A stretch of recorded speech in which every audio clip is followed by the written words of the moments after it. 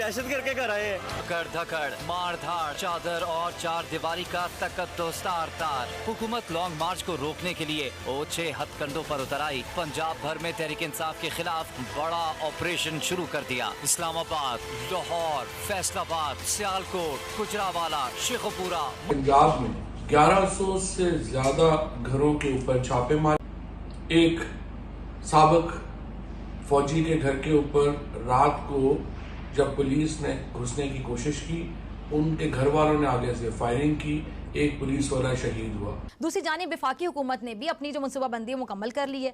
Police ने मार्च की राह रोकने के लिए, सुनते जाइएगा जरा क्या क्या इंतजाम हो रहे हैं, मनसूबाबंदियां हो रही हैं। डी चौक को सील कर दिया गया है, कंटेनर्स लगाकर आने जाने का रास्ता बंद कर दिया गया है। मुत्तहिदा हुकूमत और इत्तेहादियों में यह तय पा गया है कि पीटीआई श्रीनगर हाईवे पर अगर पूरा मन एहतजाज करेगी तो उसकी राह में कोई रुकावट नहीं डाली जाएगा। अभी कानूनी रास्ता किस हद तक अपनाया जाएगा आप समझ सकते हैं। साथियों, पाकिस्तानियों को मूर्ख कौम दुनिया की सबसे ऐसे ही नहीं कहा जाता है। अच्छा भला इमरान खान को जो कर रहा था करने देते। 2 दिन बैठता, 5 दिन बैठता, 10 दिन बैठता, 20 दिन बैठता। उसके लोग भी, जब खाने को पैसा नहीं होता उसके लोग पास, लोग खुद ही भाग जाते। अच्छी खासी में पंगा ले लिया, और पंगा भी ऐसा लिया कि खाली घरों पे छापा मारा। बड़े नेता तो बच के भाग गए, जो छोटे छोटे कार्यकर्ता थे और मीडियम लेवल के नेता थे उनको पकड़ कर ले गए। अब इससे गुस्सा बढ़ेगा कि कम होगा, ये कोई भी आदमी समझ सकता है। इससे जो है पब्लिक पागल हो गई, इमरान खान पागल हो गया। इमरान खान को जो पीछे उसका कैडर है, जो उसका सपोर्टर है, वो एकदम पूरी तरीके से चार्ज अप हो गया।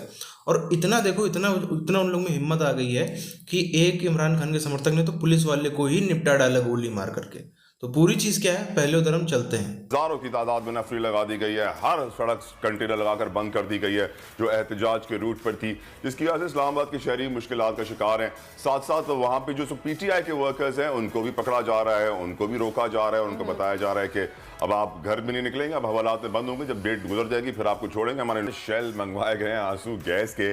भाई ये कोई मतलब, हम बात करते थे बड़ा एनार्की, सिविल अनरेस्ट, कन्फ्रंटेशन, तसादुम, लड़ना एक दूसरे से, लेकिन यार लोगों पर ही 15,000 आंसू की गैस के शैल इस्तेमाल। समझ में ये चीज़ नहीं आ रही कि हुकूमत इस तरह के इकदाम क्यों कर रही है।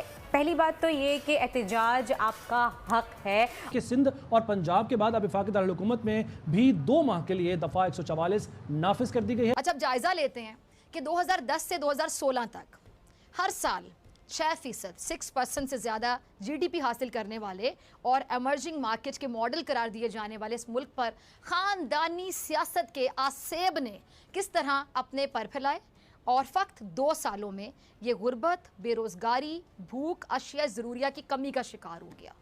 अच्छा, इसका आगाज़ अब ज़रा सुनते जाइएगा। 2019 से हुआ, जब इस मुल्क में सदारती इंतखाब हुए। मकबूल जो लीडर है उसने अपनी इंतखाबी मुहिम के दौरान अवाम से वादा किया कि वो इक़्तिदार में आकर क्या करेगा, टैक्सों में बड़ी कमी कर देगा। अच्छा जी, आपके लॉन्ग मार्च से घबरा गई है। बौखलाहट का शिकार हुकूमत ने पाकिस्तान तहरीक इंसाफ के खिलाफ पंजाब भर में ऑपरेशन शुरू कर दिया। फवाद चौधरी, असद उमर, बाबर आवान, हम्माद अजहर, उस्मान डार, एजाज चौधरी, मियां असलम, फिरदौस आशिक आवान समेत कई मरकजी रहनुमाओं को गिरफ्तार करने की कोशिशें की गईं। पीटीआई रहनुमाओं के घरों पर छापे मारे गए। कारकुनान की पकड़ धकड़ का सिलसिला भी जारी है। लीगी सरकार तमाम हदें पार कर गई। चादर और चार दीवारी का तकद्दुस पामाल किया गया। पुलिस होने लगे। अच्छा जी, सदर ने इसके बाद एक और बड़ी फाश गलती की। वो क्या जी, कि 2021 में उन्होंने मुल्क में केमिकल खादों पर मुकम्मल पाबंदी लगा दी। और क्या कहा जी, क्या फरमाया उन्होंने? ये फरमाया, ज़रा भी सुन लें, कि जो खादें हैं ये शहरियों की सेहत ख़राब करती हैं। लेकिन असल वजह क्या थी वो भी ज़रा सुने। असल वजह ये थी कि उन पर पाबंदी का मकसद डॉलर्स बचाना था, क्योंकि ज़र मुबादला के ज़खायर तेज़ी से कम हो रहे थे।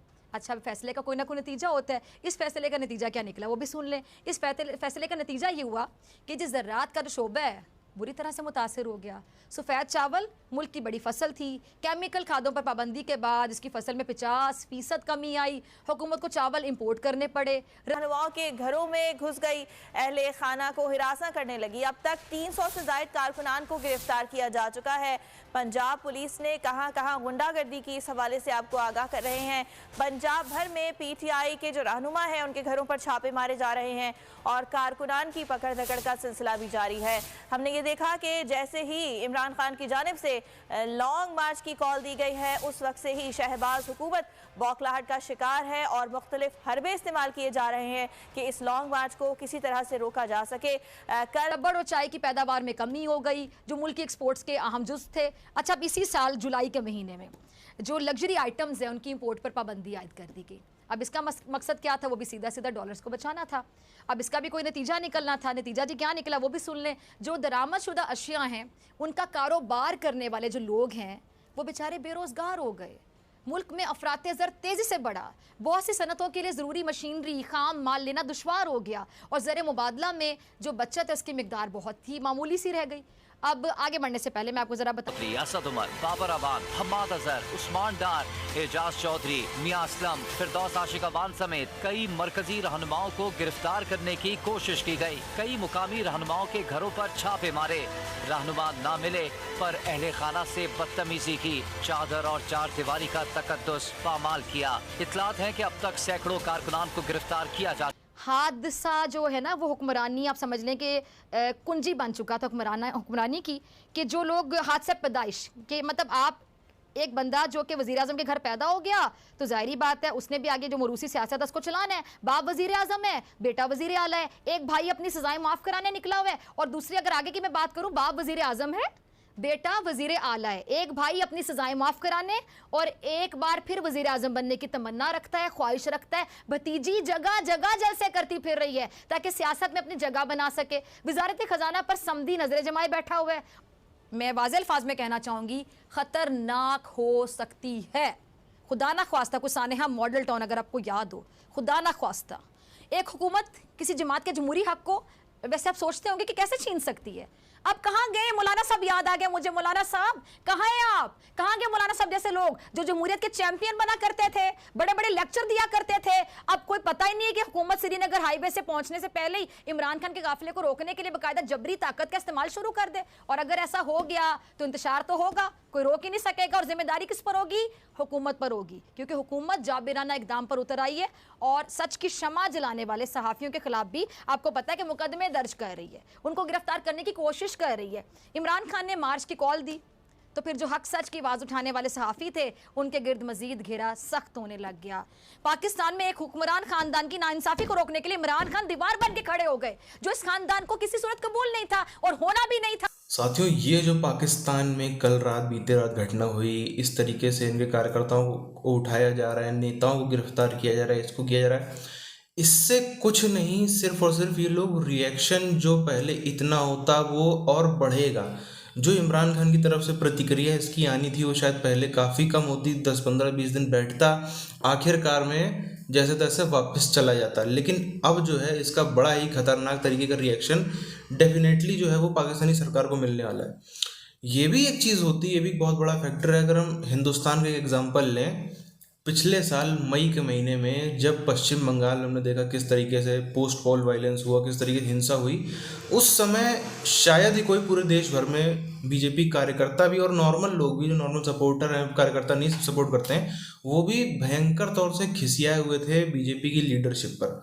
लेकिन कई बार ऐसा होता है कि आपको फैसले ऐसे लेने पड़ते हैं जो शायद आपके अपने सपोर्टर्स को भी ना पसंद में आए, लेकिन वो उस समय ज़रूरत है। अगर उस समय में कोई बड़ा एक्शन उधर से ले लिया गया होता दिल्ली की तरफ से, तो जैसा आज हमें पाकिस्तान में देखने को मिल रहा है, ऐसी कुछ स्थिति पश्चिम बंगाल में देखने को मिल सकती थी। उसका पीछे कारण यह है कि तब भी जो मेजॉरिटी थी पश्चिम बंगाल की, उसको लगता था कि हाँ भाई जो भी हो रहा है ये सही हो रहा है। तो इसी तरीके से पाकिस्तान में भी अभी जो मेजॉरिटी, जो हम कह लें कि जो इमरान खान के सपोर्टर हैं, वो जानते हैं कि इमरान खान पाकिस्तान की इकोनॉमी को तबाह कर रहा है, पाकिस्तान को सब कुछ हो रहा है, लेकिन उनको लग रहा है कि हाँ भाई जो भी हो रहा है, इमरान खान जो भी कर रहा है, अमेरिका को गाली दे रहा है, इसको कर रहा है, उसको कर रहा है, वो सही है। तो हिंदुस्तान में भी आप देखो, उससे भी पहले तो कोई भी हिंसा हो, किसी की भी जान जाए, वो बुरा है, लेकिन उसके बाद का जो अगर दिल्ली की तरफ से कोई और कड़ा फैसला लिया गया होता, कई लोग बोलते सरकार गिरा दो, ये कर दो, वो कर दो, तो उसके बाद जो सिचुएशन होती, जो परिस्थिति होती, वो हाथ से बाहर भी निकलने वाली हो सकती थी, लेकिन वो नहीं हुई। उस टाइम पे उस तरीके से मैनेज किया। कई बार क्या होता है ना कि अपने आप को थोड़ा सा हाथ पीछे खींचने भी पड़ते हैं। तो आप क्या राय आप नीचे कमेंट करके बताइए। मिलते हैं आपसे वीडियोज़ में, तब तक के लिए जय हिंद।